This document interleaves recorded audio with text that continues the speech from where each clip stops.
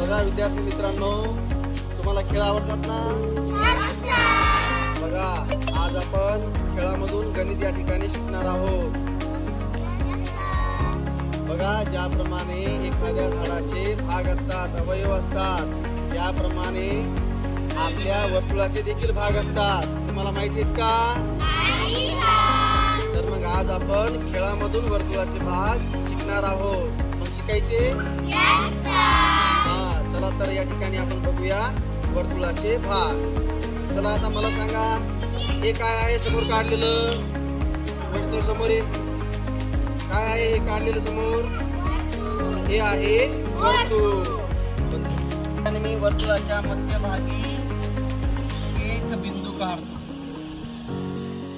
बघा या वर्तुळाच्या मध्यभागी असणारा जो बिंदू आहे याला म्हणायचं केंद्रबिंदू. काय म्हणायचं? हा सेंटर पॉइंट आहे या सर्कलाचा, आहे वर्तुळाचा या सेंटर पॉइंट, केंद्रबिंदू आहे हा वर्तुळाचा. बघा या ठिकाणी तुम्हाला ही वर्तुळाची कडा दिसत असेल, दिसायली का नाही? आता ही जी वर्तुळाची कडा आहे या वर्तुळाच्या कडेला परिघ असे म्हणतात. काय म्हणायचं? परिघ. त्याला इंग्रजीमध्ये सर्कम्फरन्स म्हणतात. काय म्हणतात? सर्कम्फरन्स. आता बघा मी काय करतो, आता या वर्तुळाचा केंद्रबिंदू आणि या परिघावरील कोणताही बिंदू यांना जोडणारी एक रेषा काढतो. पहा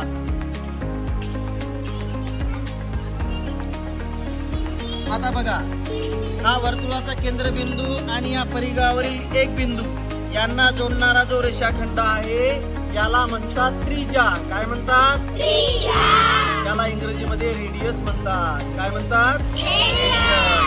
बघा आता यानंतर आपण बघू, आता या एका बिंदू मधून असंख्य आपल्याला त्रिज्या काढता येतात. किती? असंख्य त्रिज्या काढता येतात या केंद्रबिंदू मधून, बरोबर?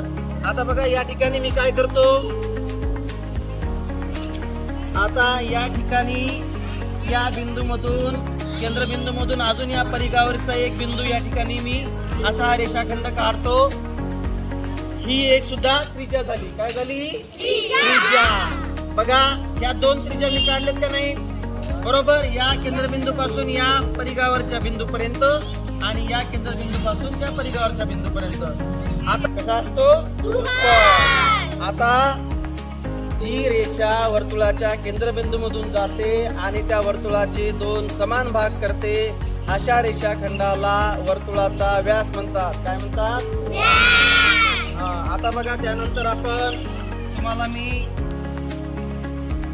अजून एक वर्तुळाचा भाग शिकवणार आहे. बघा आता या ठिकाणी बघा वर्तुळाच्या परिघावरील कोणतेही दोन बिंदू पण केंद्रबिंदू मधून न जाणारी रेषाखंड.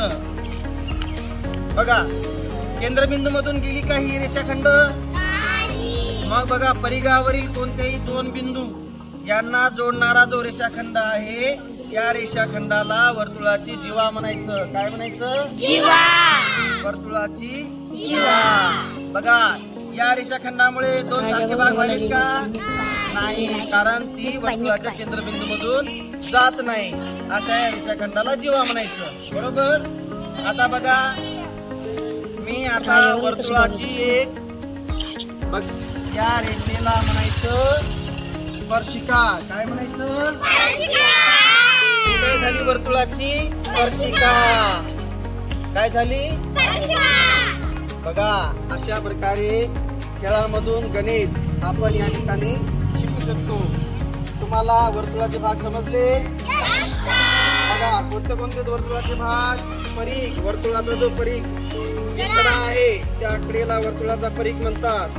त्यानंतर वर्तुळाच्या केंद्रबिंदू मधून जाणारी आणि दोन समान भाग करणारी रेषा म्हणजे व्यास, ती जीवा. आणि वर्तुळाला स्पर्श करून जाणारी ती आहे स्पर्शिका. काय आहे? तर तुम्हाला या खेळामधून गणिताचे वर्तुळाचे भाग समजले? मजा आली? तर अशा